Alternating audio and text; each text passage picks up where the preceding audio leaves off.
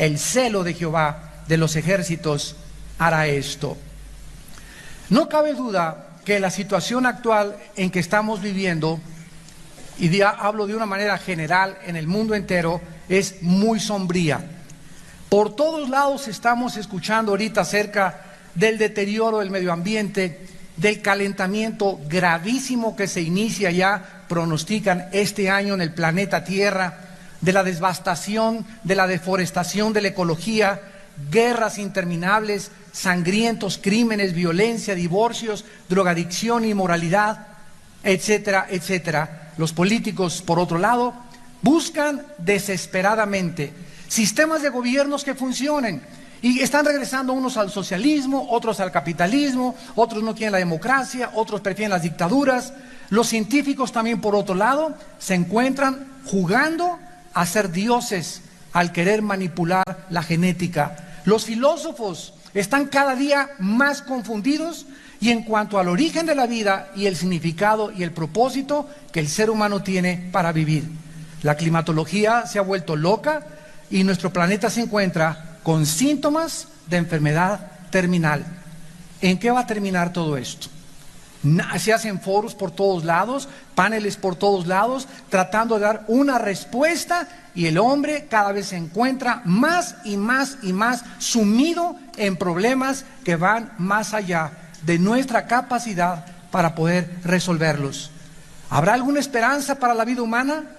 ¿Podrá el ser humano resolver todos estos problemas con los avances tecnológicos que hemos alcanzado y con los avances científicos y descubrimientos que hemos logrado? La Biblia nos responde claramente con un rotundo no. Jamás el ser humano ha podido ni podrá resolver estos problemas que nos han rebasado precisamente porque no somos dioses. Y nos encontramos ante un basurero que es nuestro planeta Tierra, el cual nosotros lo hemos infectado. Y cuando metemos las manos para poder decir, el hombre llegó a la luna, el hombre está manipulando el genoma humano, el hombre ha hecho esto científicamente, el hombre puede lograr la época de Acuario, el hombre va a vencer, pues como no lo hemos hecho, vamos a esperar que los ovnis aterricen y nos salven de una catástrofe. O vamos a esperar a que los economistas con sus soluciones puedan mejorar la pobreza en el mundo. O que los filósofos inventen una nueva religión en la que todos los seres humanos se puedan conglomerar. Sin embargo, la Biblia nos ofrece la única esperanza que tiene la humanidad. Y esta esperanza se encuentra en una persona, en la vida del Hijo de Dios, en el Señor Jesucristo. En este pasaje, y vamos a titular la conferencia de hoy, La futura esperanza del mundo. La futura esperanza del mundo. A pesar de toda esta situación tan tenebrosa, tan siniestra, tan sombría, en la que el mundo se encuentra, estamos viendo una luz que está atravesando desde hace 2000 años todas estas tinieblas que cubren el mundo de una manera espectacular y significativa después de la muerte y ascensión de Jesucristo en la tierra de Jerusalén. La Biblia dice en el versículo 1, no habrá siempre oscuridad para la que está ahora en angustia. Todas aquellas personas desde que Cristo vino al mundo hasta nuestros días, ya no tenemos por qué vivir en angustia. Porque aunque estamos rodeados de problemas y de tribulaciones, no estamos angustiados. Muchos han sido derribados, pero nadie nos ha podido destruir. Estamos perseguidos, pero jamás seremos abandonados por aquel que dice, cuando el justo caiga, yo lo levantaré porque mi mano te sostiene. Estas tinieblas han comenzado ya a ser parte de todo el mundo que nos rodea, pero los cristianos son los seres humanos que han podido ver esa luz, no en el Papa, no en un presidente de una nación, no en un dictador, no en un filósofo, no en Sócrates, no en Demóstenes, no en ninguna persona, ni en Aristóteles, ni en Buda, ni en Mahoma, ni en nadie más que una luz que vino hace 2000 años y que se llamó Jesucristo. Cuando esa luz tú la ves, comienzas por primera vez a seguir esa luz, como guió a los reyes magos que fueron hasta Belén de Judea, donde iban a ser el Salvador, tú cuando comienzas a leer esa luz, comienzas a salir de las tinieblas. Comienzas a darte cuenta que esa luz te está guiando a un lugar seguro, te está guiando a un lugar de esperanza. Y cada vez que te apartas de seguir esa luz, te vuelven a rodear otra vez las tinieblas, la angustia, la desesperación, la depresión. Porque Jesucristo dijo: yo soy la luz del mundo, y cualquiera de ustedes que me sigue no andará en tinieblas. Estas tinieblas, esta angustia se disipan, esta depresión del ser humano desaparece, y la soledad y la tristeza se vuelven alegría y se vuelven gozo. En el Salmo capítulo 30, versículos del 11 al 12, el rey David escribió esto en sus momentos de depresión y en sus momentos de angustia, porque tener a Cristo no significa que nunca más vamos ya a caer en depresiones o en angustia, pero sí significa que ya no vamos a vivir de esa manera. Una cosa es que estés deprimido ayer, porque todos somos sujetos a estar deprimidos, y otra cosa es que tengas 4 días deprimida. Una cosa es que tengas afán hace 3 o 4 días por un problema, pero otra cosa es que tengas 4 o 5 días ya con ese afán. Porque cuando ya el cristiano permanece en la depresión, permanece en la angustia, permanece en el afán, ya se vuelve entonces pecado, se vuelve crónica la situación, y has caído en una incredulidad total. Porque lo que te mantiene deprimido y lo que te mantiene angustiada es la incredulidad. Tú crees lo que tus pensamientos te dicen: yo no voy a salir de esto, mi situación no se va a arreglar. Pero en lugar de que no le hagas caso a tus pensamientos y le hagas caso a los pensamientos de Dios, ya no veas lo que tú piensas, comienza a pensar lo que Dios piensa de ti. A mí no me importa ya qué pienso yo de mí. A mí yo puedo ver delante de mí un futuro negro, o que se me va a caer la casa, o que no hay problemas, o rodeado de angustias, pero ya no quiero pensar lo que yo pienso de mí. Vengo a la Biblia y le digo: ¿qué tú piensas de mí, Señor? Y el Señor me contesta en el Salmo 30, versículo 11: voy a cambiar tu lamento en baile, voy a desatar tu cilicio y te voy a ceñir de alegría. Por tanto, a ti cantaré, gloria mía, y no estaré callado. Jehová Dios mío, te alabaré para siempre. En estos momentos de depresión, en estos momentos de angustia, en lugar de que te hundas, ven a la palabra de Dios y encuentra estas palabras y hazlas tuyas, apropiatelas. Oh Señor, esto no me va a durar hasta mañana o 3 días. Esta angustia no me va a durar toda la semana. Esta preocupación, tú me vas a sacar de esto y vas a cambiar mi lamento en baile, me vas a desatar mi cilicio, y por lo tanto a ti cantaré. Cuando tú tomas esta actitud de fe, porque esto es la fe, creer lo que Dios dice, y sin fe es imposible agradar a Dios. Cuando tú tomas esta actitud de confianza, que crees lo que Dios te dice, lo que Él piensa de ti, y mis pensamientos, dice Dios, para tu vida son de paz. Mis pensamientos para ti son de prosperidad, pero no solamente económica, una prosperidad donde tú salgas adelante y donde te realices como la persona por lo cual yo te crié. Estos son los pensamientos de Dios. Cuando tú haces eso de una forma invisible, sobrenatural, las tinieblas se comienzan a apartar de tu vida. Porque las tinieblas son el reino de Satanás. Ahí es donde opera Satanás. Satanás opera en la depresión, en la angustia, en la ignorancia. Ahí es cuando él comienza a atormentar. Y el blanco del enemigo es la mente humana. Si él llega a convencerte que eres un desdichado, despreciable, que nunca le va a hacer nada, que te dicen en tu tierra, Gutierritos. Si Satanás te convence que tú nunca te vas a volver a casar otra vez, porque el marido con el que te casaste era un tumor canceroso, por ahí error que cometiste. Si el diablo te comienza a convencer de que nunca te vas a casar, o que te va a pasar esto, que nunca vas a salir de perico perro, o lo que sea, entonces Satanás te tiene gobernada tu mente. Levanta una muralla, una estructura, una fortaleza mental donde comienza a gobernar tus pensamientos. Y esto es lo que Jesucristo nos vino a traer del cielo. rechazando pensamientos y rechazando toda altivez que se levanta contra el conocimiento de Dios, dice 2 Corintios 10, y capturando, trayendo cautivo, aprisionando estos pensamientos a la obediencia a Cristo Jesús. Es una guerra mental, es una guerra que aquí se libra. La mente es el campo de la batalla del enemigo. Entonces, estas tinieblas no van a durar para siempre, dice la Biblia. La que estaba en angustia, regresamos a Isaías, y en oscuridad, no habrá siempre oscuridad para los que están en angustia. La esperanza para este brillante y glorioso futuro se encuentra en Jesucristo. Comenzamos los cristianos a vivirlo, a experimentarlo, a probar que es real. Una cosa es que tú me escuches en esta mañana predicarte acerca de esto, y otra cosa es que tú lo hayas vivido.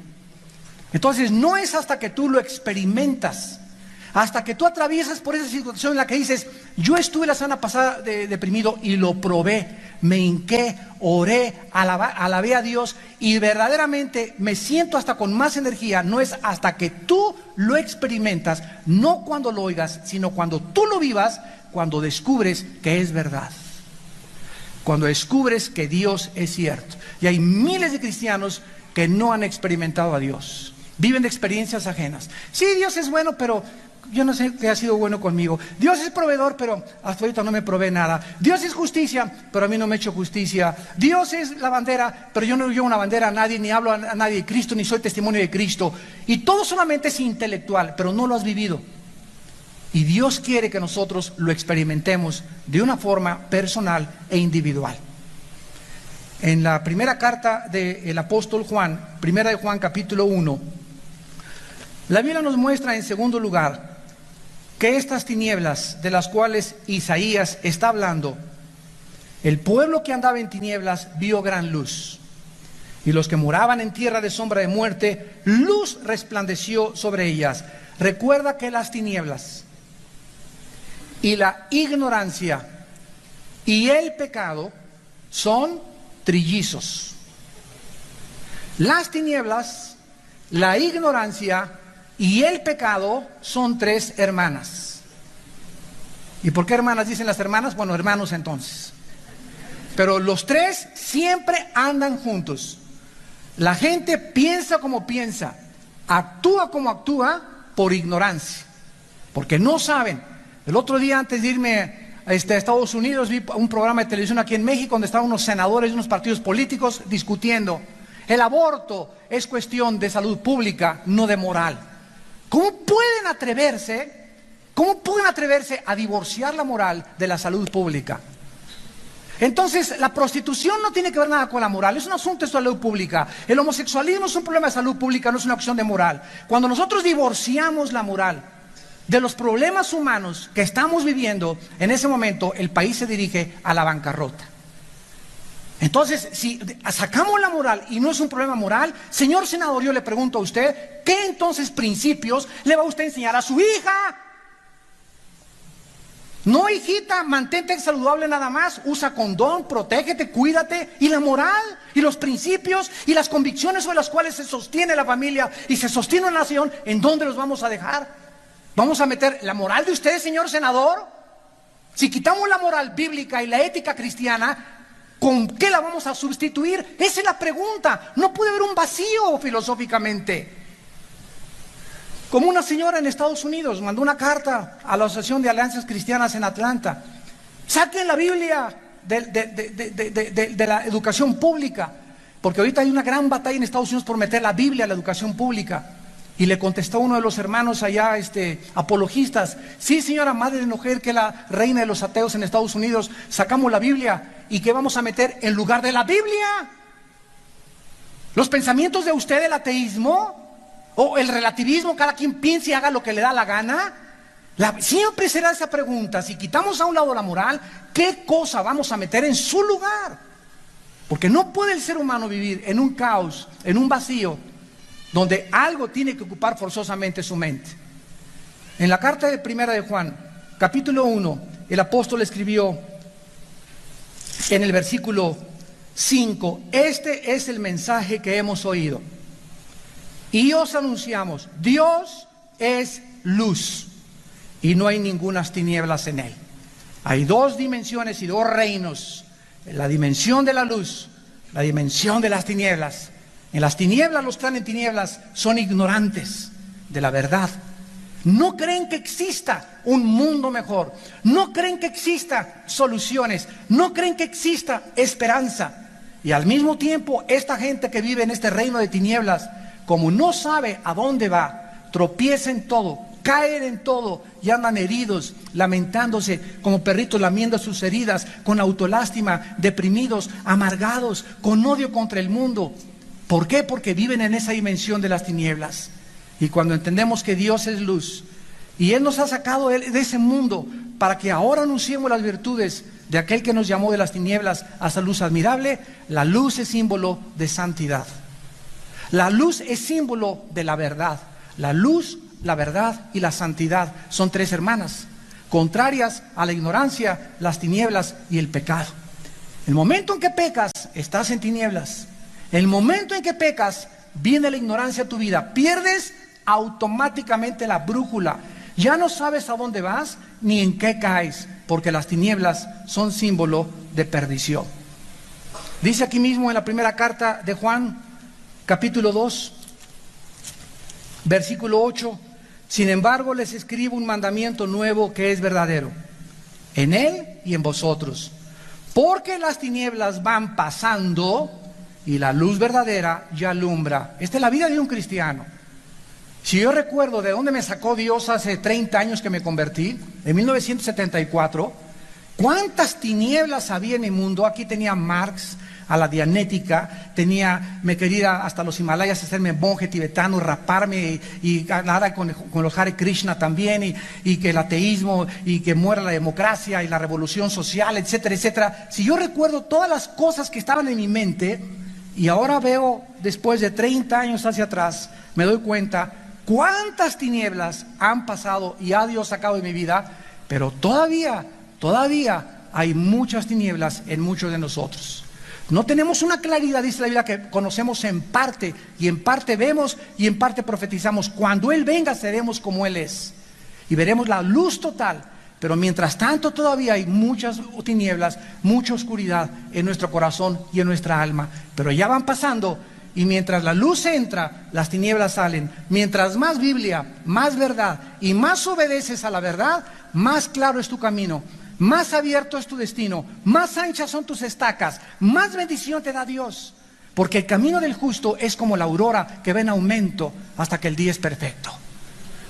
Y dice aquí el apóstol Juan en el versículo 9: el que dice que está en luz y aborrece a su hermano está en tinieblas.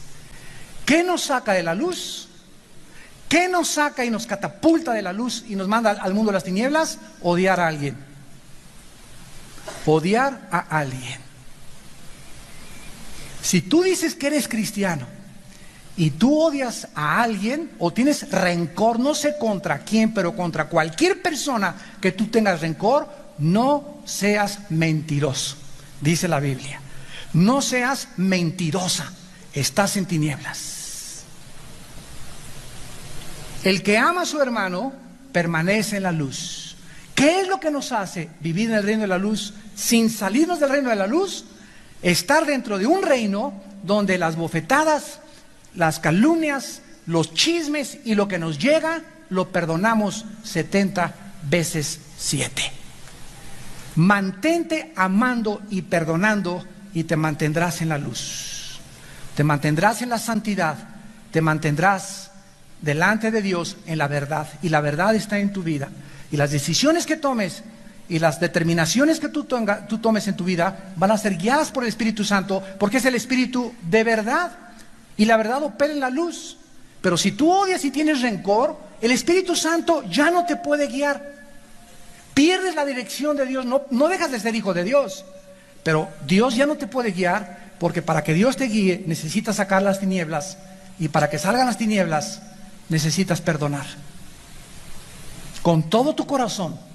Señor, mi ex esposo me hizo tal y tal y tal y me amarró como guajolote a la silla de la casa y mi esposa se fue hasta con el gallo Giro, y mi exnovio me violó, me abusó de mí, etcétera, etcétera. Padre Santo, tú sabes, oh Dios, cuánto rencor tengo, cuánto coraje, tengo una ira dentro de mi vida que clamo por la justicia. ¿Por qué me hicieron esto a mí? Y que cruje los dientes. Pero en ese momento, Señor, este coraje que tengo me está enfermando. Este odio y esta amargura me está haciendo daño a mi estómago, a mi hígado, a mi corazón. Como el chiste de Pepito, que traía Pepito una tarántula aquí grandota en el pecho. Y le dice a una niña: oye, Pepito, ¿por qué traes esta tarántula aquí? Porque cuando vea a Jorgito que me pegó el otro día, se la voy a echar para que le pique a él. Y le dice la niña: pues antes de que le pique a él, ya te picó a ti primero. Así es traer el veneno aquí, queremos vengarnos de alguien. Y me las vas a pagar. Y ese odio, sin que te des cuenta, te está autodestruyendo. Te mina y te aparta de la gracia de Dios. Dios no puede trabajar en tu vida porque Dios es luz. Ningunas tinieblas hay en Él. Y el odio nos hace vivir en las tinieblas. El pueblo que vivía en tinieblas vio gran luz, ya la hemos visto en Cristo. ¿Por qué vamos a regresar a las tinieblas otra vez? ¿Por qué vamos a seguir con ese corazón que teníamos antes de venganza, de rencor, de odio contra tantas cosas? Todos aquí en la iglesia, todos hemos sido lastimados, heridos, traicionados alguna época de tu vida. Y si no, eres San Martín de Porres. Todos somos puros ex. Aquí no hay nadie a quien en el pasado no le han hecho daño. A unas las violaron, a otras las abusaron, a otros te traicionaron, a otros te quitaron el negocio, a otros lo metieron a la cárcel, a otros los calumniaron, a otros los chismearon, a otros los dejaron, a otros, ¿verdad?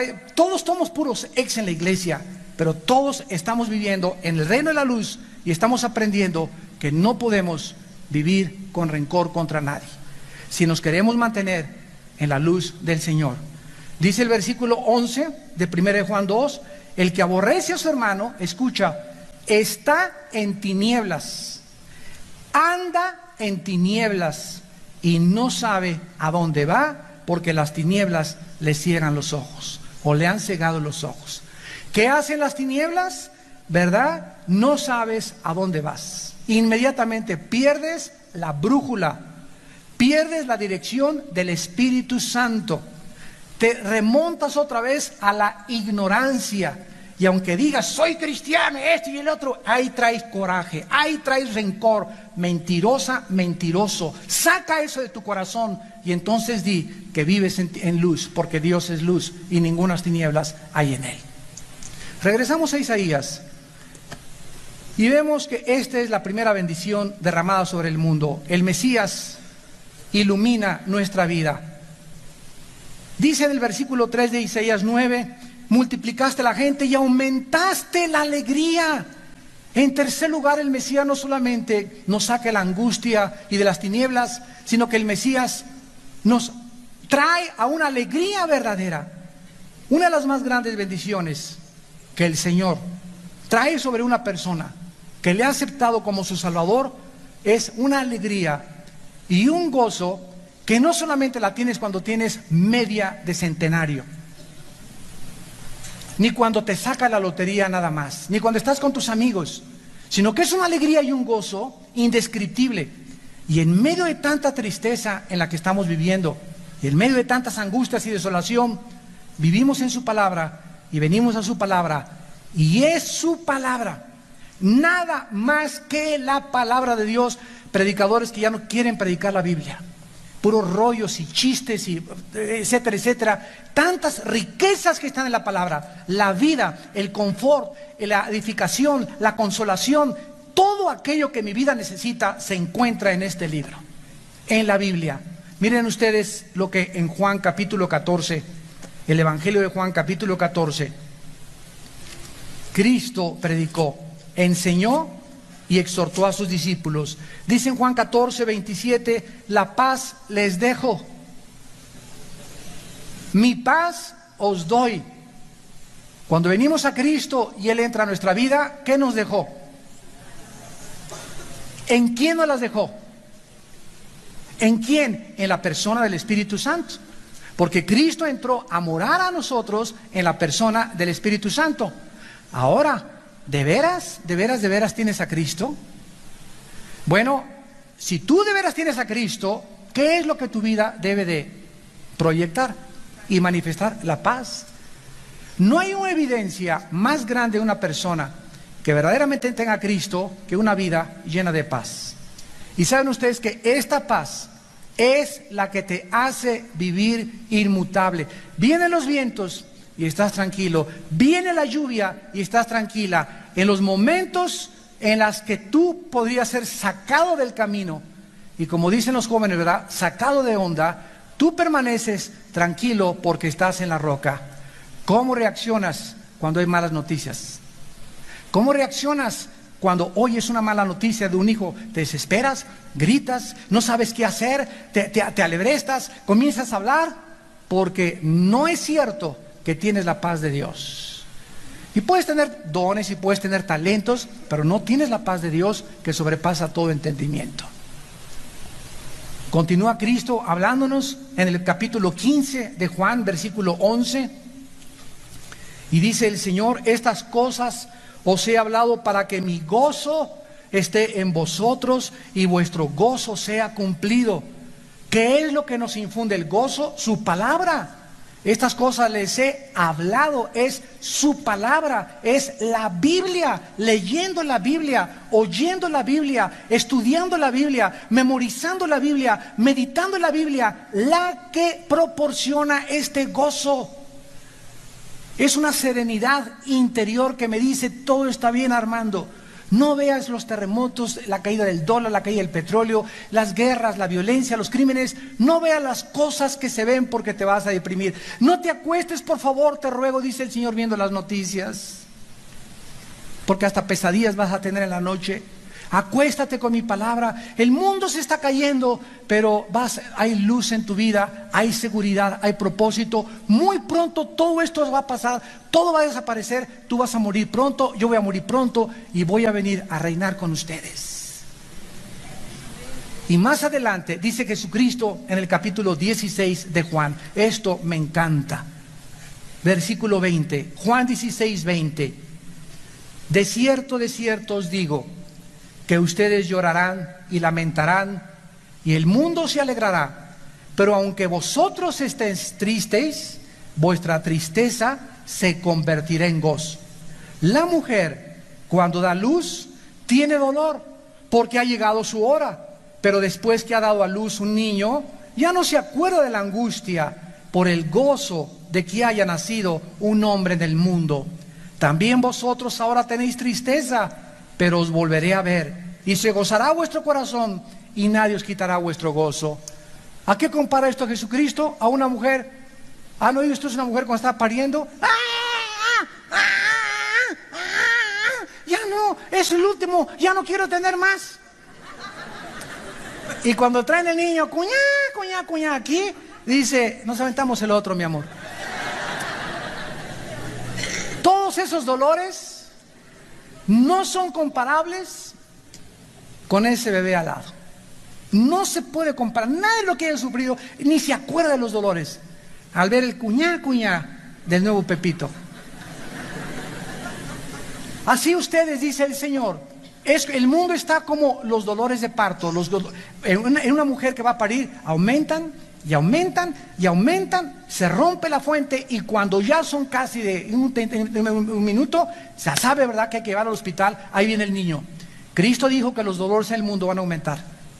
Y van a aumentar. Y la gente se va a seguir burlando de ustedes. Y ellos se van a alegrar y ja, y el tequila, y aquí está la onda, y esto y el otro, y burla contra la Biblia, y burla contra el cristiano. Pero ustedes no les hagan caso, dice el Señor. Acuérdense los tiempos de Noé. Durante 120 años, Noé, eres un loco, aquí no ha llovido, el mar está a 300 kilómetros, bola de locos con tus hijos y tus nueras construyendo un arca. Pero cuando comenzó a caer la lluvia del cielo, llegaron todos. Noé, ábrenos. Y él no había cerrado la puerta. Noé no era Dios, Noé no era la salvación, era Dios el que cerraba la puerta de la salvación. Es Dios el que dice: se acabó la oportunidad para tu vida. Y ese momento puede llegar hoy a ti, o a ustedes que nos ven por la televisión, a tu vida. ¿Cuántos de ustedes que están oyendo este mensaje en este momento es la última vez que Dios les ha hablado. Nadie lo sabe más que tu conciencia. Regresamos a Isaías y dice la Biblia que en cuarto lugar, el Mesías al entrar a la vida, y el Mesías cuando venga también en el reino milenial, quitará el yugo de opresión. Versículo 4, Isaías 9. Quebraste su pesado yugo y la vara de su hombro y el cetro de su opresor, como en el día de Madián. Cuando vino Jesús al mundo, entró a una sinagoga. Vayamos al Evangelio de Lucas capítulo 4 y leamos que el rollo que le entregaron a Cristo de Isaías no fue una coincidencia. Le entregaron a Cristo donde estaba escrito en Isaías 61 estas palabras que dieron el inicio del ministerio del Mesías. Dice Lucas capítulo 4 versículo 18, que cuando le dieron el rollo de Isaías para leer, Cristo leyó: el Espíritu del Señor está sobre mí, por cuanto me ha ungido para dar buenas nuevas a los pobres. Lo primero que hizo Dios con su Hijo fue darle al Espíritu Santo, para que el mensaje y el ministerio de Cristo fuera dirigido no a los pobres en dinero, no a los pobres económicamente, sino, como dice Mateo 5, los pobres en espíritu. Aquellos seres humanos que se ven a sí mismos como un asco. Señor, yo no tengo nada que ofrecerte. Y no como aquellos que yo voy a la iglesia y diezmo, y no soy como esa prostituta, y como ese drogadicto que acaba de caer, y como ese borracho, y como esa persona que se divorció. No, sino que, Padre Santo, ten misericordia de mí, porque si soy lo que soy es por tu gracia y tú has tenido misericordia de todos. A esos vino Jesucristo. Y si quieres que Cristo siga morando en tu vida con ese poder, mantente con esa pobreza espiritual, reconociendo siempre que si somos algo y estamos llenos de algo, es por lo que Él hizo por nosotros en la cruz del Calvario. Nadie puede llegar a la cruz del Calvario y decirle: gracias, Señor, porque no soy como los demás. Yo sabía que me metía a escoger porque siempre dijo que tenía cara de San Crisóstomo en la primaria. Siempre fue una niña, y en la prepa me decían Santa Rita de Casia. Mira, Señor, gracias porque asilos, y yo sabía que algo tenía yo de bueno. Ninguna persona puede venir a Cristo con esta actitud.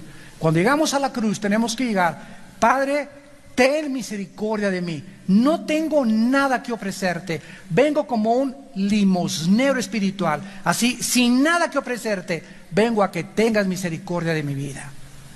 A esos vino Jesús. Y Jesús, cuando caminó, veía los corazones de todos y sabía quién tenía esa actitud, y a ellos les vino a dar buenas noticias.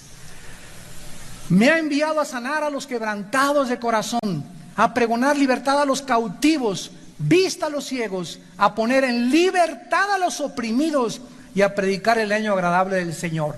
El 99% de todos nosotros que venimos a Cristo, aunque tú no lo sepas ni lo hayas sentido, estábamos bien endemoniados. Bien endemoniados estábamos. Y todavía acuérdense que en la iglesia hay ovejas, hay cabritos y hay 2 que 3 alacranes. Así es. ¿Cuánta gente hay en la iglesia? Creí que todos eran, yo creí que eran puros serafines y puros querubines. Y hay una hermana que es chismosa. Hoy estás en medio de la cizaña y el trigo. Así que aquí en la iglesia hay cabritos y hay ovejas y alacranes y lobos también. Y lo único que te va a guardar de los alacranes que hay en las iglesias y de los lobos que hay en las iglesias es que viva cerca de Dios. Porque el que vive al abrigo del Altísimo morará bajo su sombra. Y Dios te va a proteger de esos piquetes, de esos alacranes, y les va a hacer que se piquen ellos solos. Ándele, que le vaya bien.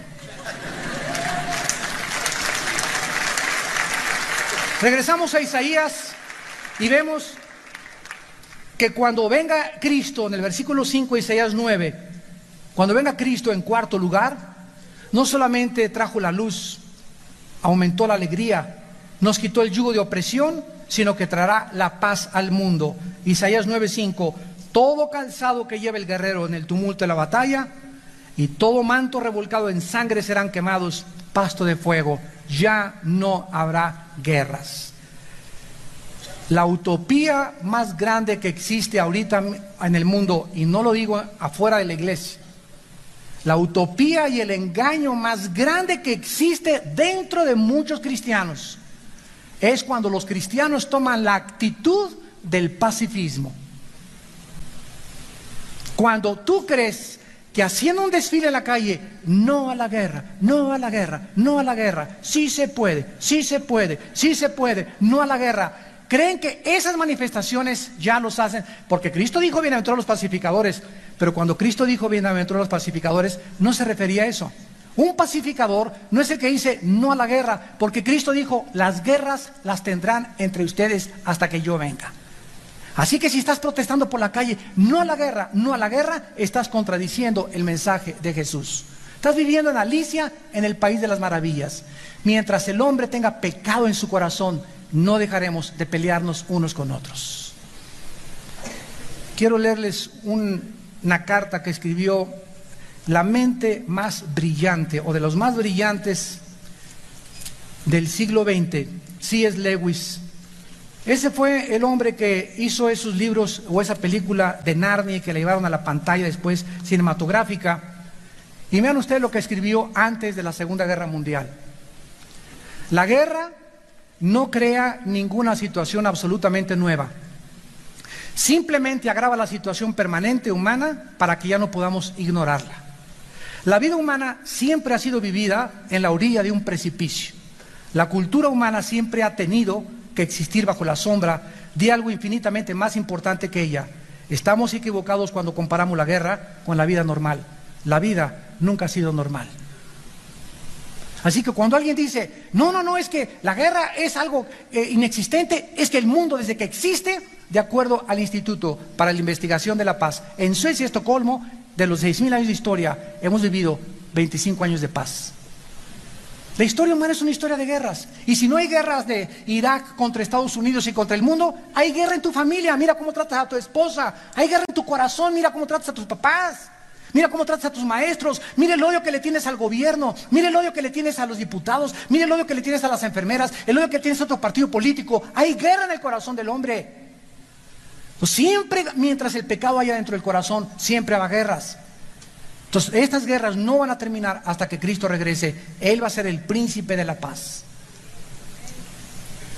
Vendrá el Mesías, y dice el versículo 6 de Isaías, capítulo 9, versículos 6 y 7, con 5 maravillosos nombres que se le dan a este hombre maravilloso que fue Jesucristo. Dice Isaías 9:6, un niño nos ha nacido.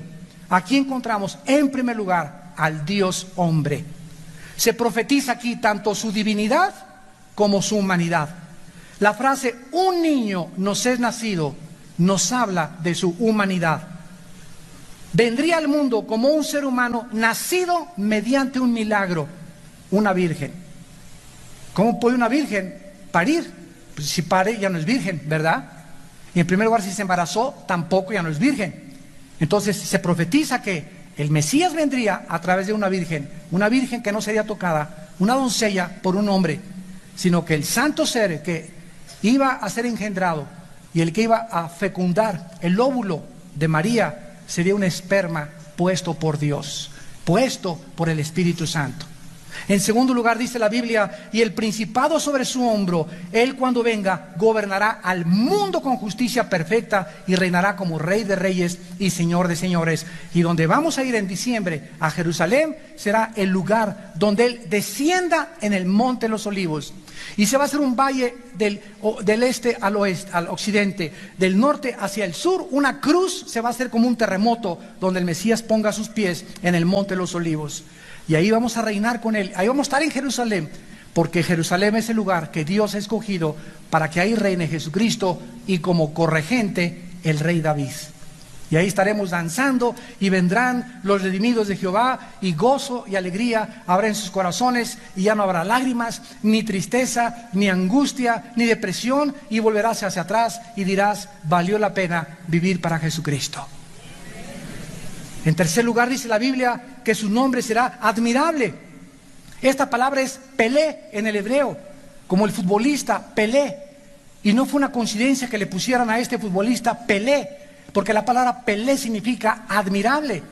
Y así como Pelé, el futbolista, admiró con sus driblings y con todo lo que hizo en el fútbol soccer, Cristo, al entrar al mundo, fue el hombre más admirable. Sorprendió con sus obras, con sus milagros, sanidades, echó fuera demonios, caminó sobre las aguas, resucitó muertos, controló a los animales, a los peces, se transfiguró en su gloria y majestad delante de 3 apóstoles. Él era ese admirable, ese maravilloso Jesucristo que se le apareció en Patmos a Juan y que le dijo: yo soy el que estuve muerto, mas he aquí que vivo, por los siglos, soy el que regreso en mi gloria y majestad, y ustedes vendrán conmigo a reinar conmigo en este mundo. En tercer lugar, dice la Biblia que va a ser llamado consejero, que es la palabra yatz en el hebreo, que significa el que da palabras de aliento, de edificación y de exhortación. ¿Quién más sino Dios nos puede consolar? Ya no vayas con la doctora corazón, con el psicólogo, con el psiquiatra. El psicólogo te cobra para que lo escuches. Ahí te acuesta durante media hora y estás, habla y habla y habla, y él te está escuchando. Le estás pagando porque te escuche. Mejor grábalo en una grabadora. No vayas con el psiquiatra, no vayas con el cura, no, el pastor. Yo puedo decir: hermano, voy a orar contigo, pero el que te va a dar el consuelo finalmente, el que te va a dar la seguridad y la esperanza de que vas a resurgir de las cenizas y que vas a seguir viviendo en triunfo, es el Espíritu Santo. Y Cristo dijo que Él era el consolador, el Espíritu de Dios. Ese es su nombre, consejero, y ya lo tenemos dentro de nosotros. Dice la Biblia que después va a ser llamado Dios fuerte, que es el Gibor en el hebreo, que es una profecía clara de la divinidad de Cristo. Él tuvo el poder de Dios a su disposición, pero nunca lo usó bajo su propia voluntad. Padre eterno, la eternidad solo le pertenece a Dios. La naturaleza divina de Jesús, cuando murió en la tumba, esto lo voy a hablar en el otro servicio, cuando Jesús murió, no va a morir como tú vas a morir, ni como yo voy a morir. Síganme con cuidado. Cuando Lázaro estaba muerto, Jesús dijo: no está muerto, está dormido. ¿Por qué? Porque hay 2 clases de muerte: la muerte física y la muerte eterna. Y cuando tú y yo moramos, y cuando Lázaro murió como creyente, él murió la muerte física, pero no la segunda muerte. Por eso está dormido. Pero cuando Cristo murió en la cruz, escúchame, cuando Cristo murió en la cruz, murió la muerte física y murió la muerte eterna. Atravesó el pasadizo del abandono y la soledad de Dios, porque la paga del pecado es la muerte. Y si nuestros pecados fueron puestos sobre Jesucristo, Él tenía que experimentar la segunda muerte en nuestro lugar. Qué tremendo. El que tenga oídos para oír, que oiga y entienda. Y finalmente dice la Biblia: Él es el príncipe de paz. Entonces, aunque Él muere, ¿verdad?, y grita: Padre, ¿por qué me has desamparado? En ese momento los pecados eran puestos sobre Él, y en ese momento Él estaba muriendo esa muerte que tú y yo no vamos a morir. Cuando muramos tú y yo, vamos a la tumba, pero estamos dormidos, porque no vamos a pasar por la segunda muerte, que es la muerte eterna, el infierno eterno, separados por los siglos de Dios. Príncipe de paz, Él es nuestra paz, que hizo a los 2 pueblos uno, dice Efesios, por medio de su sangre en la cruz del Calvario. Y finalmente dice Isaías 9 en el versículo 7, que vendrá Él a establecer su reino mesiánico. Lo dilatado de su imperio y la paz no tendrán límite. Sobre el trono de David y sobre su reino, disponiéndolo y confirmándolo en juicio. Y escuchen esto: el que nos garantiza que esto va a suceder, el celo del Jehová de los ejércitos hará esto. Ahora solo falta para cumplirse estas promesas maravillosas, y estas promesas maravillosas están garantizadas por el celo de Dios. En otras palabras, ahorita existe en el Padre, allá arriba en el cielo, un celo. Esto es una pasión de que estas cosas ya se cumplan. Y esa pasión que tiene el Padre, pues nadie se la puede impedir. Y esa pasión que tiene el Padre va a hacer que esto se cumpla muy pronto en este planeta Tierra, donde tú y yo vamos a reinar eternamente por los siglos de los siglos con el Hijo de Dios. Y terminamos leyendo Apocalipsis capítulo 7, donde se nos muestra un retrato de lo que será la vida con Jesucristo en este mundo cuando Él regrese. Dice Apocalipsis 7, versículo 14. Yo le dije, Señor, tú lo sabes. Él me dijo, estos son los que han salido de la gran tribulación. Apocalipsis 7, 14. Y han lavado sus ropas y las han emblanquecido en la sangre del Cordero. Por esto están delante del trono de Dios. ¿Dónde vamos a estar? El Padre va a bajar aquí, el Padre, y su trono estará en Jerusalén. El Padre va a bajar del mundo invisible y se va a hacer visible ante nosotros, y nosotros vamos a estar enfrente de Él. Ni los querubines, ni los serafines, ni los ángeles, tú y yo, si somos fieles hasta la muerte. Y dice la Biblia, y le vamos a servir de día y de noche en su templo. ¿Qué vamos a estar haciendo?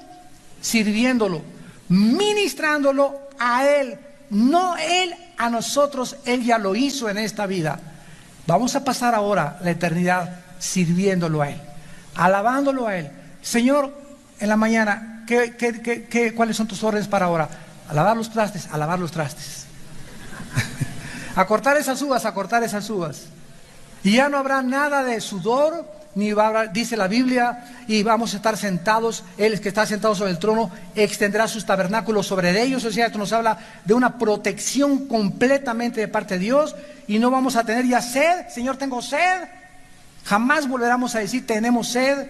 Ni tampoco el sol caerá sobre nosotros, ni jamás tendremos ya calor, porque el Cordero que está en medio del trono nos va a pastorear y nos va a guiar a fuentes de aguas de vida, y va a enjugar Dios nuestras lágrimas de todos nuestros ojos por los siglos de los siglos.